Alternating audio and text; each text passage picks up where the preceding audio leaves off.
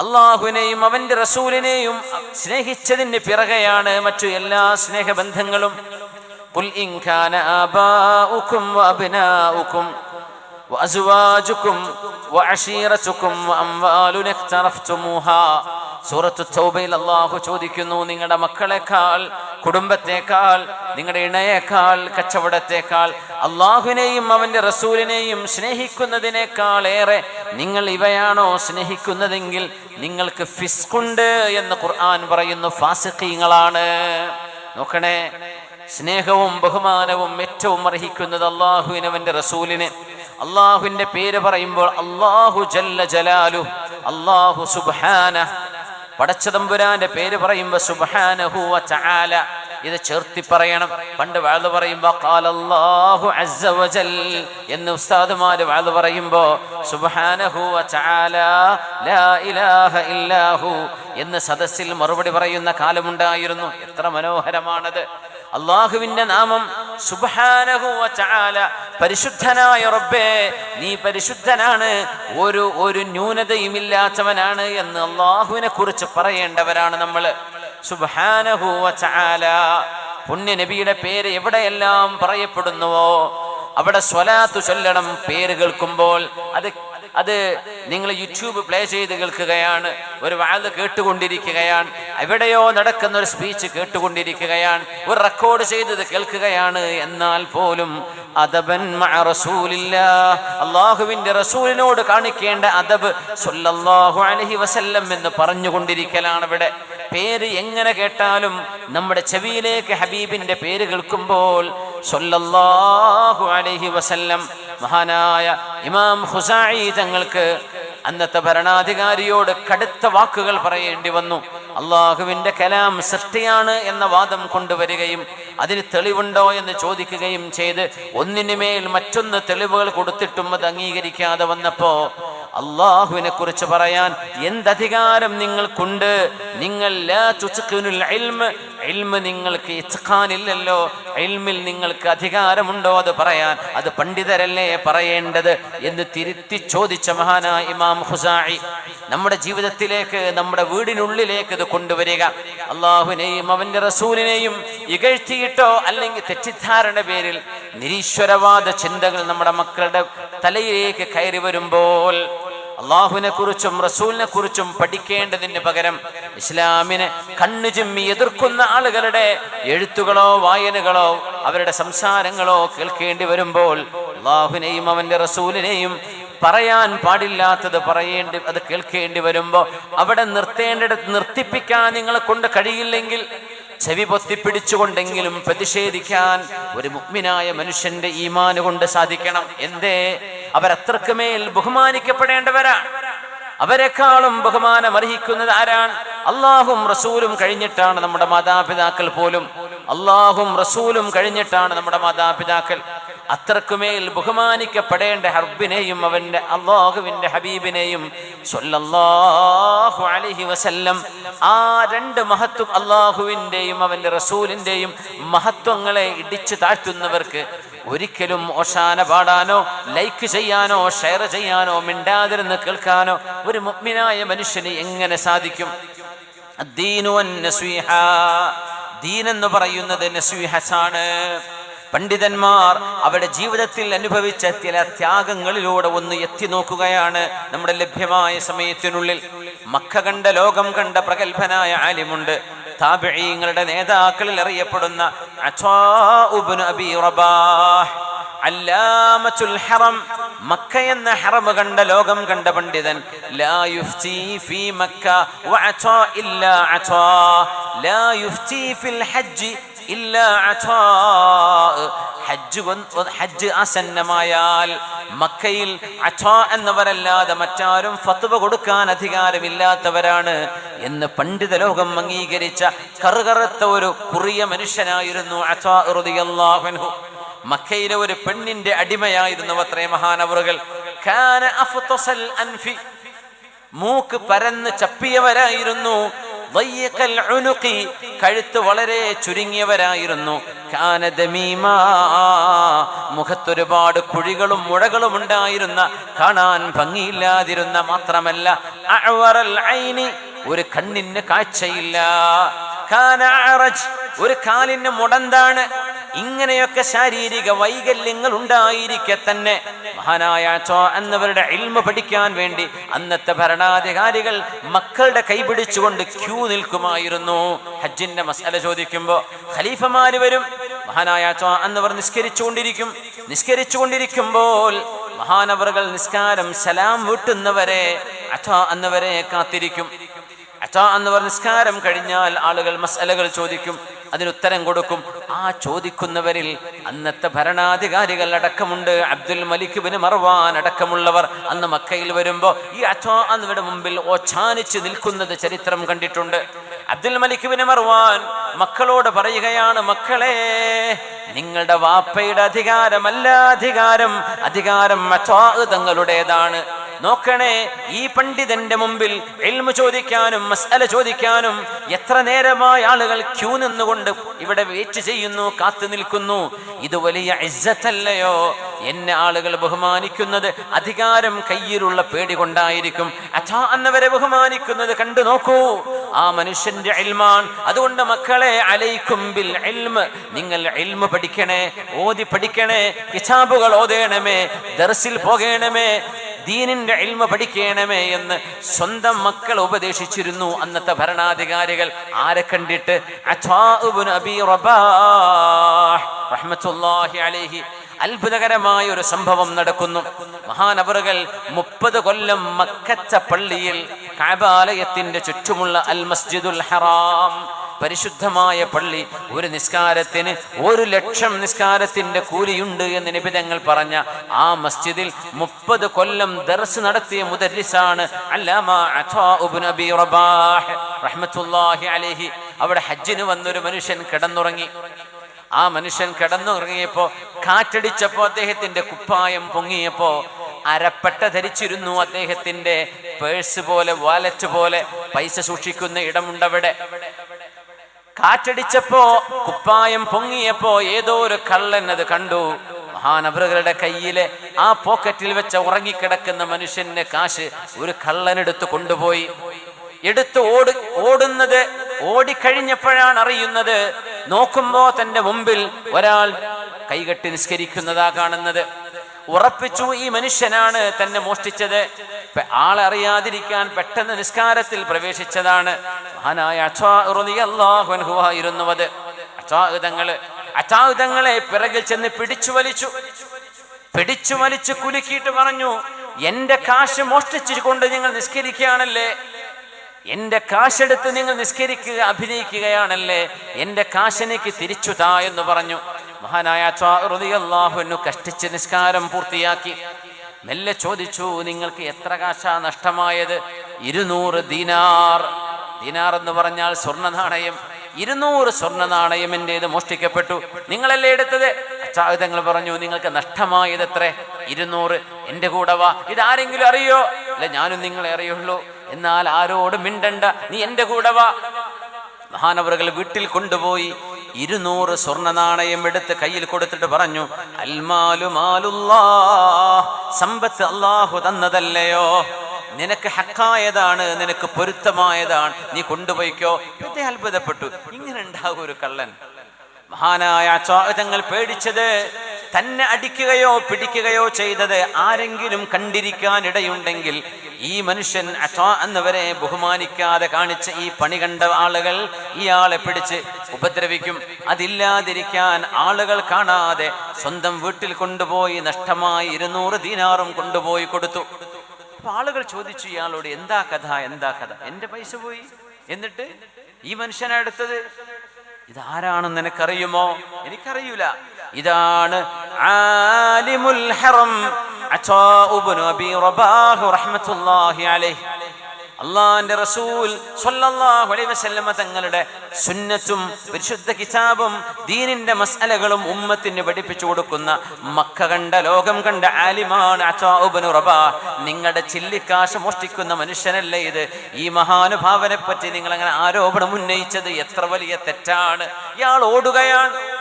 അച്ഛാ എന്നവരെ ഞാൻ അറിഞ്ഞില്ല, എനിക്ക് മാപ്പ് തരണം, എനിക്ക് മാപ്പ് തരണം. അച്ഛാ എന്നവർ പറഞ്ഞു, അൽ മാലു മാലുല്ലാ, ഈ പണം എനിക്ക് വേണ്ട, നിനക്ക് വേണ്ടി ഞാൻ തന്നതാണ്.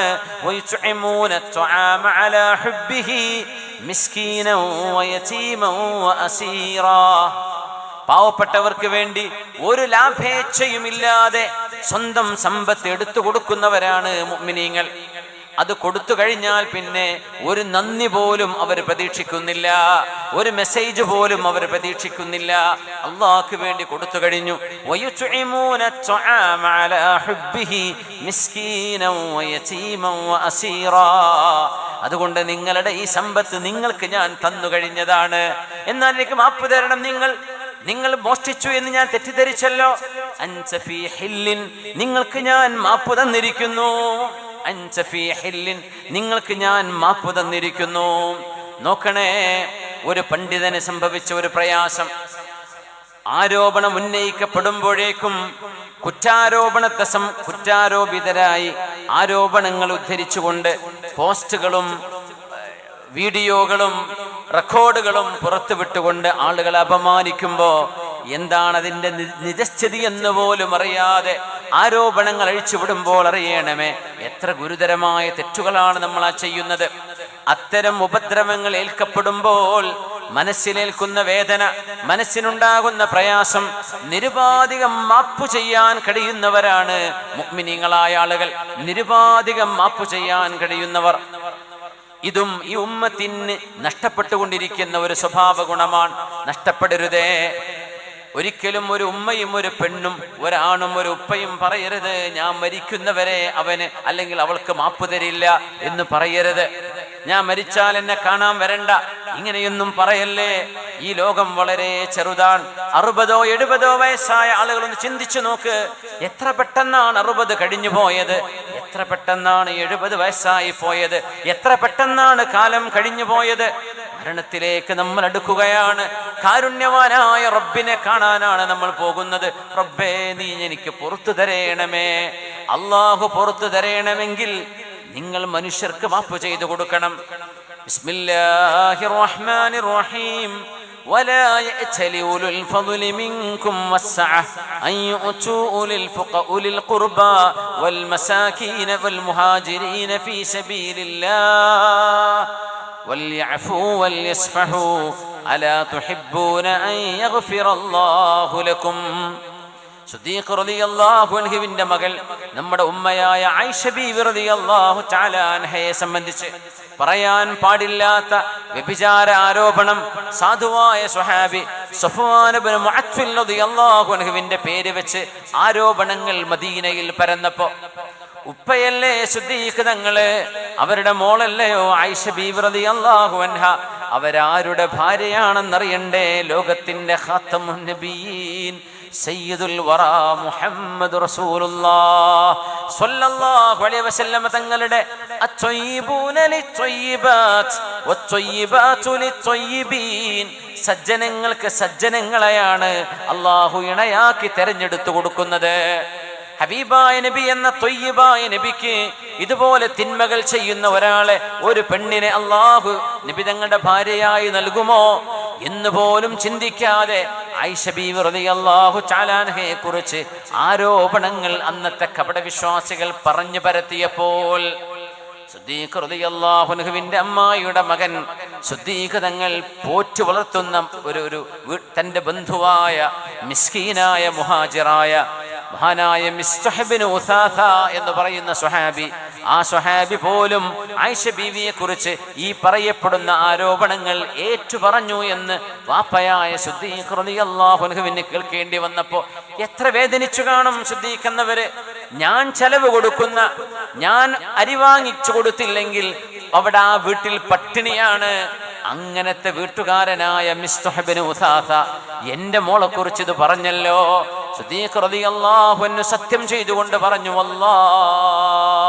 അല്ലാഹുവിനെ തന്നെയാണ് സത്യം, ഇനി ഒരിക്കലും മിസ്തഹിന് ഞാൻ ഒന്നും കൊടുക്കില്ല, മിസ്തഹിനെ ഞാൻ ഇനി സഹായിക്കില്ല എന്ന് സത്യം ചെയ്തു പറഞ്ഞപ്പോഴാണ് സൂറത്തുൻ നൂറിലെ ആയത്തിറങ്ങുന്നത്.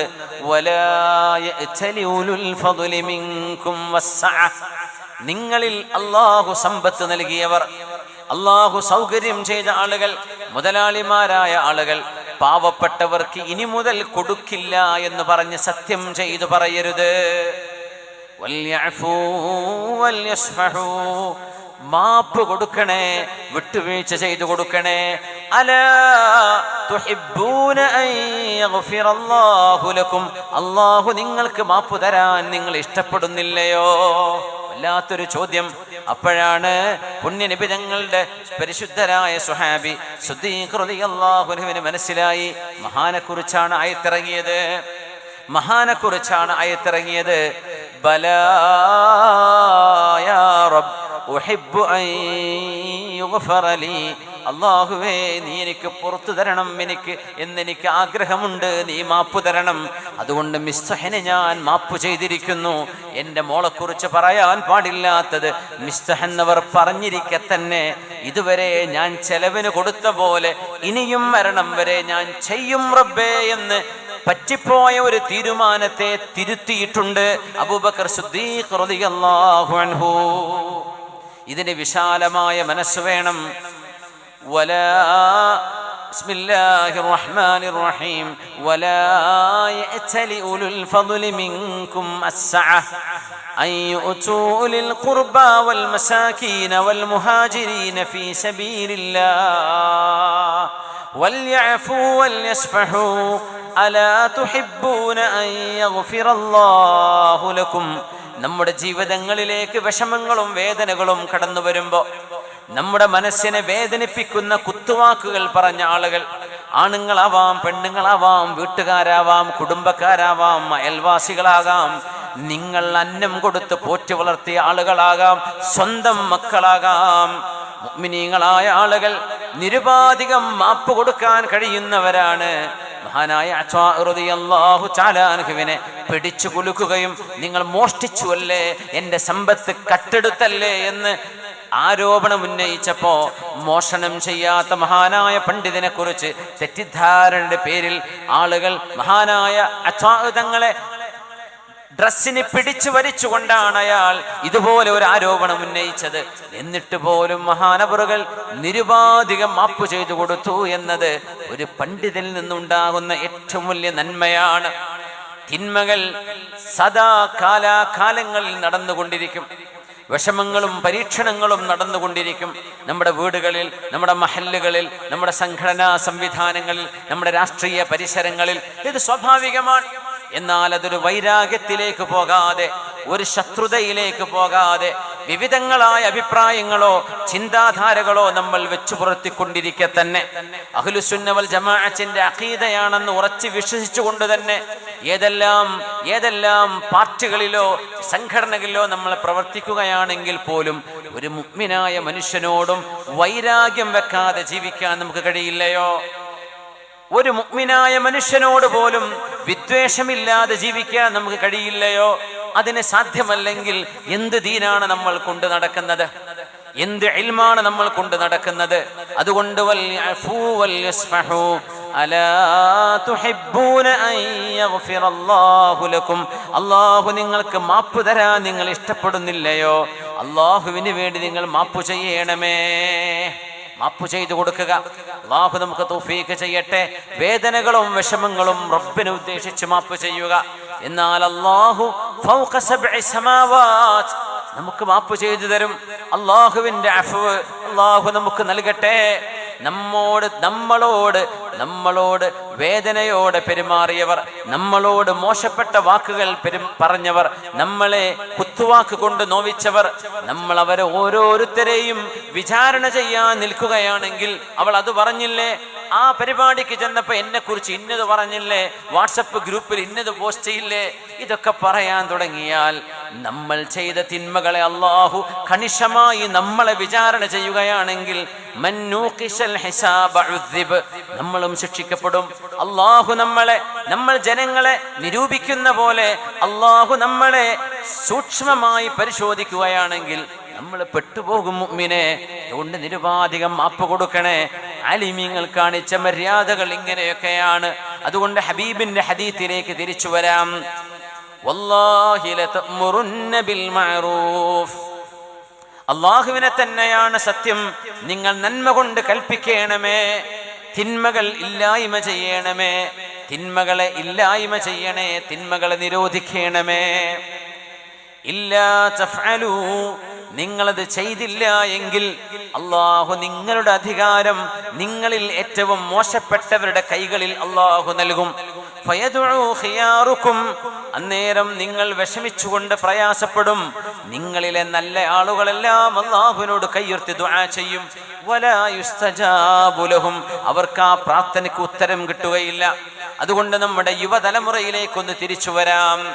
ഫാത്തിമ ബീവി റളിയല്ലാഹു അൻഹയെ നമ്മൾ ഓർക്കണം. ഫാത്തിമ ബീവി ആരുടെ മോളാണ്? ആരുടെ ഭാര്യയാണ്? ആരുടെ ഉമ്മയാണ്? ഹിയ ഉമ്മു മൻ ഹിയ ബിൻതു മൻ ഹിയ സൗജു മൻ ഹിയ ഉമ്മു മൻ ഹിയ ബിൻതു മൻ ഹിയ സൗജു മൻ വമൻ യുജാനി ബിൽ ഫഖ്രി അബാഹാ.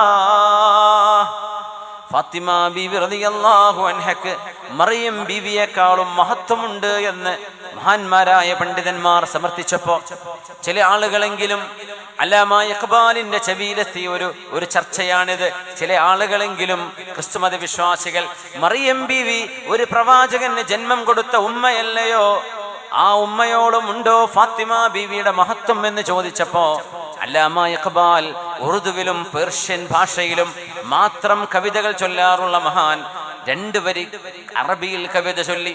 അതാണ് ഞാൻ ചൊല്ലിയത്. ഹിയ ഉമ്മു മൻ ഹിയ ബിൻതു മൻ ഹിയ സൗജു മൻ ഫമൻ യുദാനി ബിൽ ഫഖ്രി അബാഹാ. മറിയം ബീവി മഹത്വമുള്ളവർ തന്നെയാണ്.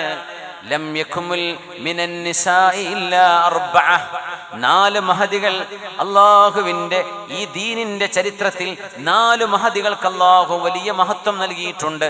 ഒന്ന് ആസിയ ബീവിയാണ്, മറ്റൊന്ന് മറിയം ബീവിയാണ്, ഖദീജ ബീവിയാണ്, ഫാത്തിമ ബീവിയാണ്. പുണ്യനബി പറഞ്ഞു സ്വല്ലല്ലാഹു അലൈഹി വസല്ലം, ഫാത്തിമ ബീവിയുടെ മഹത്വം എന്തെന്നറിയണേ? ഈസ നബിയുടെ ഉമ്മയാണ് മറിയം ബീവി എന്നവരിൽ ഒരു സംശയവും മുസ്ലിമീങ്ങൾക്കില്ല.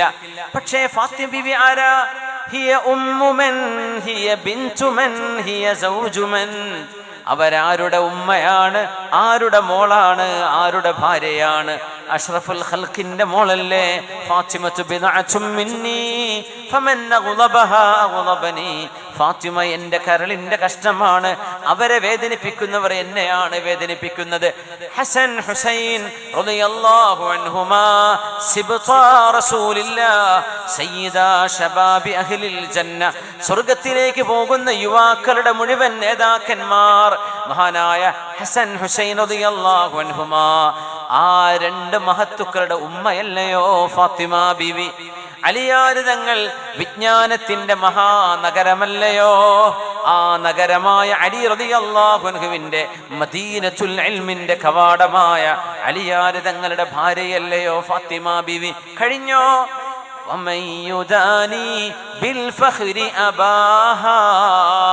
ഫാത്തിമ ബീവിയുടെ ഉപ്പയോളം മഹത്വത്തോടരികിലെത്താൻ ആരുണ്ട് ലോകത്ത്?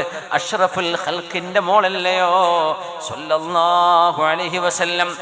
ഒരു ജനാസ നടന്നു മദീനയിൽ. ആ ജനാസയെ അനുഗമിച്ചുകൊണ്ട് റസൂലുള്ളാഹി സ്വല്ലല്ലാഹു അലൈഹി വസല്ലം തങ്ങൾ പോയി. ജനാസയെ അനുഗമിച്ച് മറവ് ചെയ്യുന്നവരെ ആ ജനാസയുടെ കൂടെ നിന്നാൽ ലഹു ഖീറാത്താൻ, അവർക്ക് 2 മഹാമലകളോളം പ്രതിഫലങ്ങൾ ഉണ്ടെന്ന് റസൂലുള്ളാഹി സ്വല്ലല്ലാഹു അലൈഹി വസല്ലം.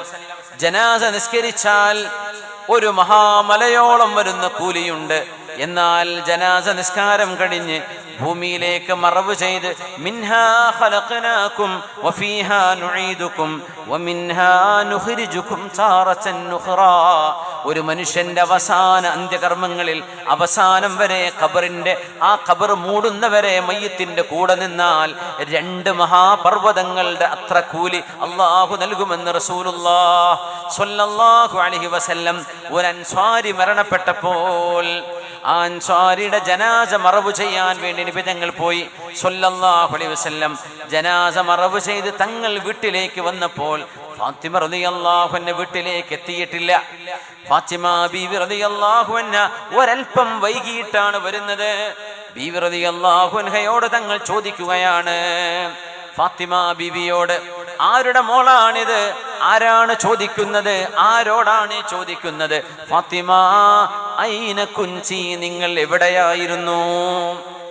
നമ്മുടെ മക്കളിൽ തിന്മകളുടെ സാഹചര്യങ്ങളിലേക്ക് പോകുന്നിടത്ത് മാതാപിതാക്കൾ ഗുരുതരമായും വളരെ അതിസൂക്ഷ്മമായ ജാഗരണം വേണമെന്ന് പഠിപ്പിക്കുകയാണ് ലോകത്തിന്റെ ഗുരു. സ്വന്തം മോളാണ് ഫാത്തിമ ബീവി, എന്നിട്ട് പോലും തങ്ങൾ ചോദിച്ചു, മോളെ നിങ്ങൾ എവിടെയായിരുന്നു ഇത്രയും നേരം? യാ റസൂലല്ലാഹ്, അല്ലാഹുവിന്റെ റസൂലേ, ഞാൻ ആ ജനാസയുടെ വീട്ടുകാരെ പോയി കുൻതു അസീഹിം, ഞാൻ അവർക്ക് സമാധാനം കൊടുക്കുന്ന വാക്കുകൾ പറയാൻ ആ വീട്ടുകാരുടെ കൂടെ നിൽക്കുകയായിരുന്നു. അതുകൊണ്ടാണ് നേരം വൈകിപ്പോയത്. നിങ്ങൾ വസൽസിൽ ഖിദാ, ആ ജനാസ മറവു ചെയ്യുന്ന ഖബർസ്ഥാൻ വരെ നിങ്ങൾ പോയോ മയ്യത്തിന്റെ കൂടെ? ഇല്ല നബിയേ, ഞാൻ പോയിട്ടില്ല.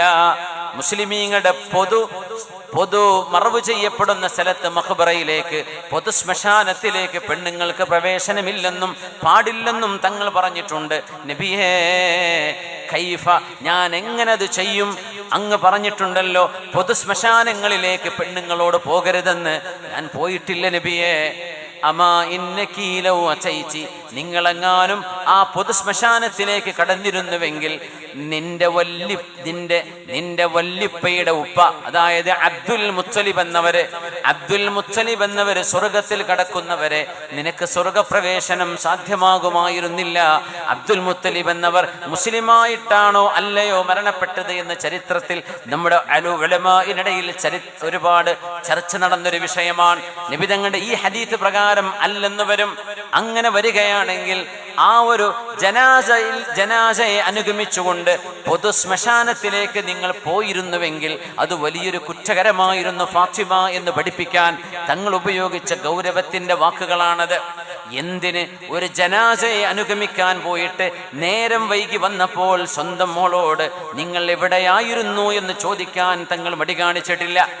അതുകൊണ്ട് നമ്മുടെ മക്കൾ ക്യാമ്പസുകളിലേക്ക് പോകുമ്പോൾ, സ്കൂളിലേക്ക് പോകുമ്പോൾ, കോളേജിലേക്ക് പോകുമ്പോൾ അവരെങ്ങനെയാണ്, ഏത് വസ്ത്രവിധാനത്തിലാണ് പോകുന്നത്? അച്ചടക്കമുണ്ടോ അവർക്ക്? അവിടുത്തെ കഫകളിലും മറ്റും കറങ്ങി നടക്കുകയാണോ? അച്ചടക്കത്തോടെ പഠിക്കുന്നുണ്ടോ അവരെ സമയം കൊല്ലുകയാണോ? ഫ്രണ്ട്ഷിപ്പിന്റെ പേര് പറഞ്ഞ് കറങ്ങി നടക്കുകയാണോ എന്ന് പോലും ചിന്തിക്കാൻ സമയമില്ലാതെ ഈ ഉമ്മത്ത് ഓടുമ്പോൾ ഏറ്റവും ആദ്യമായി നമ്മൾ ചെയ്യേണ്ട അൽ അംറു ബിൽ മഅറൂഫ് വൻ നഹ്യു അനിൽ മുൻകർ, നമ്മുടെ മക്കളോട് ചെയ്യാൻ മടിച്ചു പോവരുത്.